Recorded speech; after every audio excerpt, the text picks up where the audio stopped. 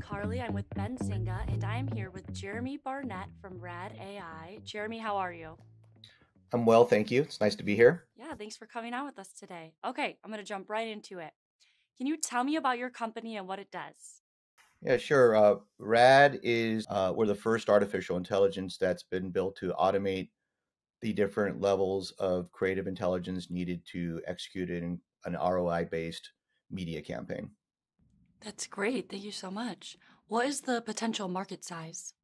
Well, the MarTech industry as a whole, you're talking about 250 billion plus a year in spend.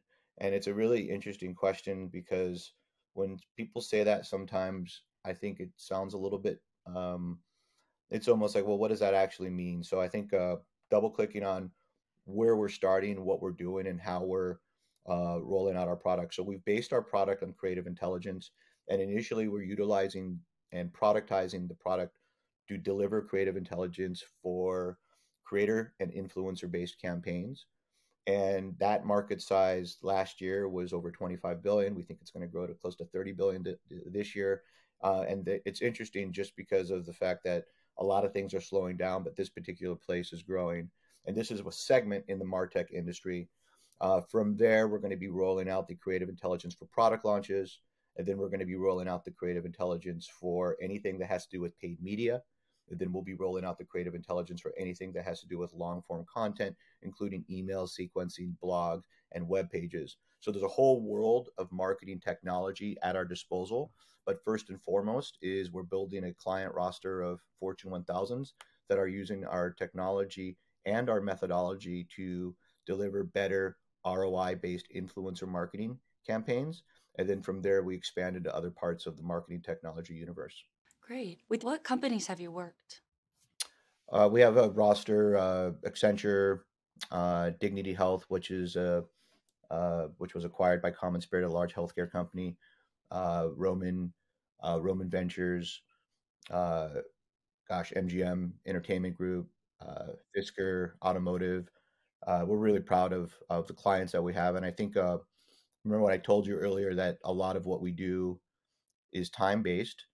Um, and I think that's a part of the story here, right? Because we are a small company that has these large brands that you typically see agencies managing that have several hundred team members, and they put a team of 10 people on the company.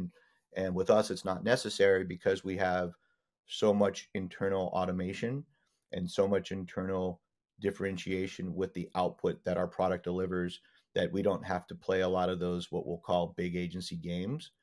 For us, everything is an incredibly transparent environment, and we look at the fact that we're able to get these Fortune 1000s at a very early stage in growth with our product and service as not only a sign of commercial adoption, but also a symptom of what is going on in the world today, which is on the consumer side, people want more authenticity.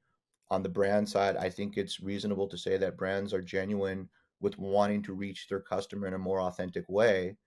But the through line there is, well, how do we do that? There's ways to sound smart, right? There's ways to look at data and give some intelligent analysis, but we are the only ones that's actually built an artificial intelligence around that, which just gives us a significantly larger amount of capacity to do that.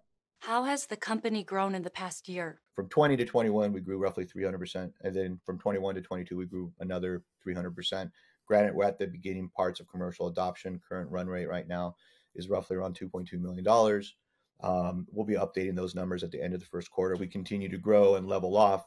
We do expect growth to not just accelerate, but we also expect that the clients that we have on board right now for us to be the central part of their creative intelligence. So my whole point is like we're at the very beginning of commercial adoption.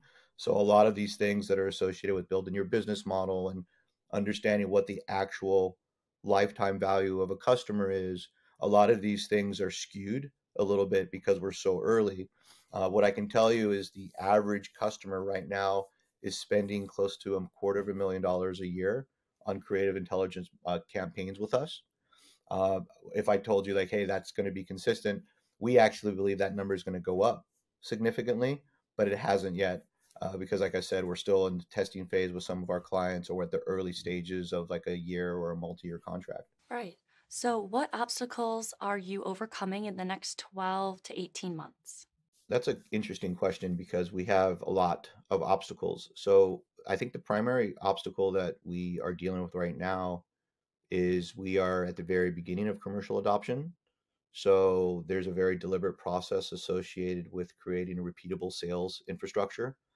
And that sales infrastructure isn't just on the front end of the customer being talked to by our sales team, but it's also with respect to building the muscle and the pipeline between the sales team and the client success team, and between the sales team and the dev team, and making sure we have a 360 environment of communication that's going on that takes all of the different feedback loops that are coming back from our client to improve their product experience with our company on an ongoing basis.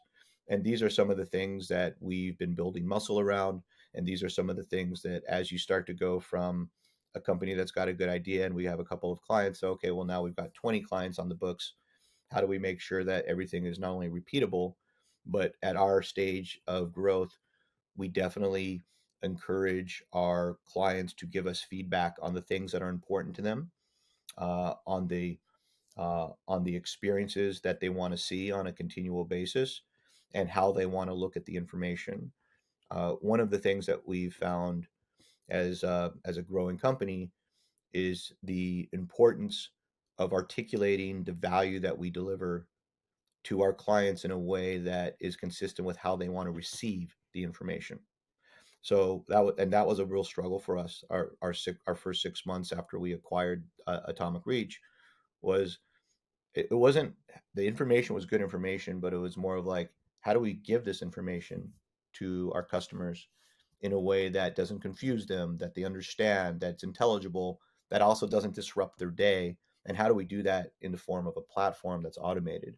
So those are the complexities as you start to get commercial adoption, is how do you continue building those muscles in a way that encourages feedback from clients and make sure that all three parts of the company are continually communicating with each other. Yeah, that's great. Well, at Benzinga, we're so excited to see all the growth and success you already have and coming your way. And thank you so much for your time today. Appreciate it. It was nice talking to you.